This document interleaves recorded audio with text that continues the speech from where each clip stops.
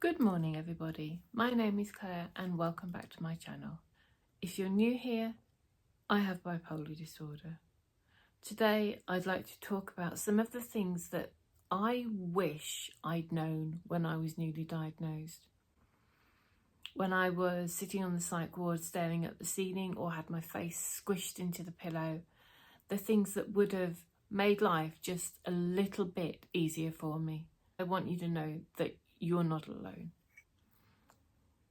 Today's video is for those of you who maybe have been recently diagnosed, for your friends and family, or maybe if you're just interested. This is from someone who's lived through it and laughed through it and cried through it. Quite a lot of crying, to be honest. I got diagnosed when I was 22. I was already in hospital. I was there with depression and anxiety, and I'd been there, for a period of time. And the doctors, I don't think, were quite happy with that diagnosis. My behaviour, my thoughts and my emotions weren't quite aligning to what they'd originally thought. My thing was, I've always wanted to buy a yacht. Now, I don't live anywhere at all near any body of water that's big enough to take a yacht. Oh, and I can't afford a yacht, there is that. I don't think a yacht is the best way forward, but when I am feeling manic, that's my go-to. I want to buy a yacht. So one day my psychiatrist sat me down and explained to me that she thought that I was bipolar. I was like, nah. Looking back, I do think there was an element of denial. Life was chaotic then, and I knew that I was unwell though. I knew that a lot of the time I felt dead inside, and it wasn't the same as it had been before. And at other times it felt like my brain was on fire, like there was a rave going on inside of it with glow sticks and dancing and pounding and thumping, and I knew that wasn't as it should be either. There was the time when I basically didn't sleep for a week and I wrote a book, and half of it wasn't in English. I did not feel well that week.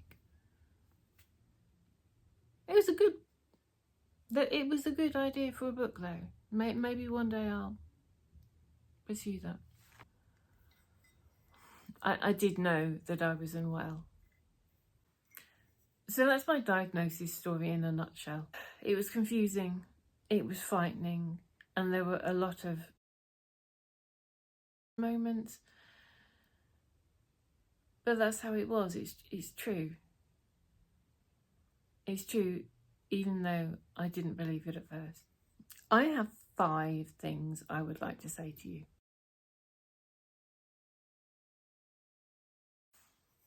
I want you to know that you haven't broken. And I wish someone had told me that. I wish someone had said, Claire, you are not broken. Do you know that there are many, many people with bipolar disorder who live long and happy and fulfilled lives with families and jobs, careers, walks in the park, summer holidays on the beach? But no one told me that, and I thought it was the end of my world. It doesn't necessarily have to be.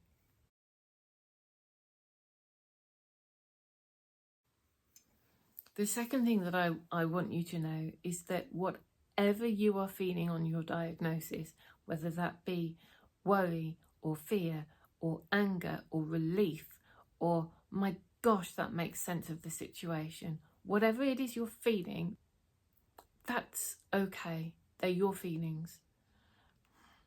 The process is different for everyone, and you don't need to be judging yourself about what you're feeling. Feelings are, as a lot of people say, feelings. The third thing that I wish someone had sat down with me and said is that at this point in time, you are unlikely to know what triggers off the change in mood. And that's okay. For me, there's a lot about overstimulation. Sometimes a pigeon can be the most lovely, beautiful sound in the world.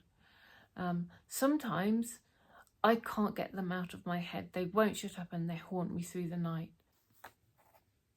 Coo, coo, coo, coo, coo.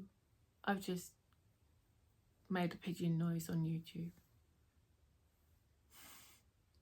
Is that a low point in my life? It's a cycle for me. It's very frustrating, and I have learned over the years to break into that cycle. But I wish someone had said at the beginning, you need to identify what makes life harder for you. One of my friends actually has a spreadsheet which she logs her emotional state and her symptoms on, and they range from mild to wild, which, I mean, honestly, that's better than 1 to 5. When I find that these things are happening, I miss it a lot. Even now, I miss the signs, and my friend will say, why have you taken your jumper off? It's -1 outside. And then we go, oh, yeah, perhaps we need to be paying a bit more attention to your mood and how you're feeling.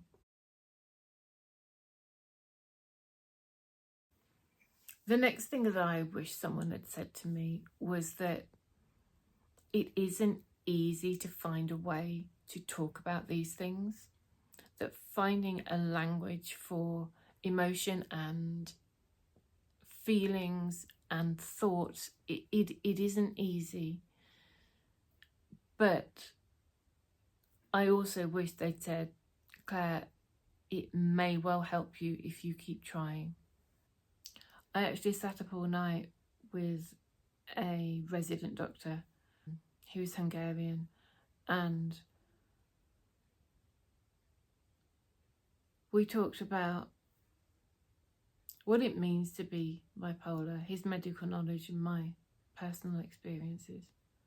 He kept bees back in Hungary. He always promised a jar of honey for me. I never got one. It's taken me a lot of years to come to the conclusion that I need not be ashamed of this disorder. And I kept a lot in for a long time because I felt that it wasn't okay, that I shouldn't have this, that I shouldn't be like this. And I wish I had started talking sooner.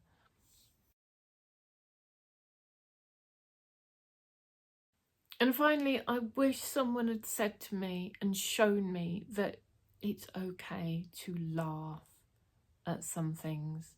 It is just okay. Sometimes it all becomes simply so ridiculous that there is no other way of dealing with it. People say, if you don't laugh, you'll cry.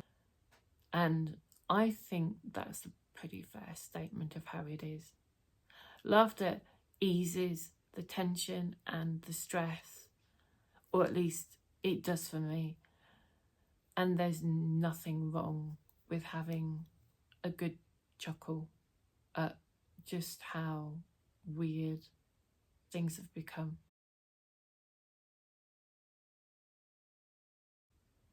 To end this video, let me reiterate that how it's feeling now isn't necessarily the way it's going to feel forever. There are ways of navigating this. You may not always be able to walk through the green fields of life, but many, many people spend a significant time doing just that. I wish someone had told me that I wasn't failing, that I'm not a bad person. I really wish that you are more than your mental illness. You are more than bipolar disorder. My condition means I'm human. And I like that. I like being a human being.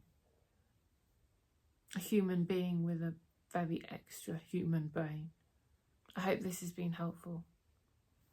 Thank you for watching this video. If you enjoyed it, please like and subscribe. Over and out.